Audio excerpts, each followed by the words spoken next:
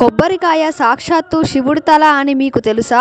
ఏ పూజకైనా కొబ్బరికాయను ఎందుకు ఉపయోగిస్తామో మీకు తెలుసా? ఒకసారి శివుడు రాక్షసులతో యుద్ధం చేస్తున్నప్పుడు అనుకోకుండా ఆటంకాలు సంభవించాయి. అప్పుడు బ్రహ్మదేవుడు నీకు కలిగే ఆటంకాలు తొలగాలంటే వినాయకుడిని పూజించి ప్రసన్నం చేసుకోవాలి అని చెబుతాడు. శివుడు గణపతి పూజకు ఏర్పాట్లు చేస్తున్న సమయంలో సాక్షాత్తు వినాయకుడే వచ్చి తన తండ్రైన శివుడి ముందు కూర్చుంటాడు.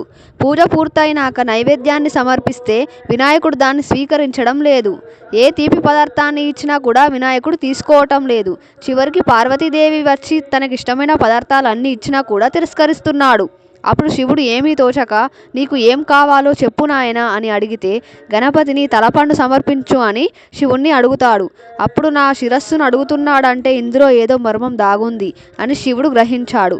శివుడు ధ్యానంలో కూర్చొని దోసిని పట్టేసరికి ఆయన చేతుల్లోకి తెల్లగా మెరుస్తూ గుండ్రంగా ఉన్న ఒక పదార్థం ప్రత్యక్షమైంది. పరమేశ్వరుడికి ఉన్నట్లు ఆ పదార్థంపై 3 కళ్ళు ఏర్పడ్డాయి. లక్ష్మీనారాయణుడుల శక్తి కూడా అందులో నిక్షిప్తమై ఉంది. శివుడి తలపై ఉన్న గంగమ్మ జలరూపంలో అందులోకి ప్రవేశించింది. పార్వతీదేవి తెల్లని తినే పదార్థంలాగా ప్రవేశించింది.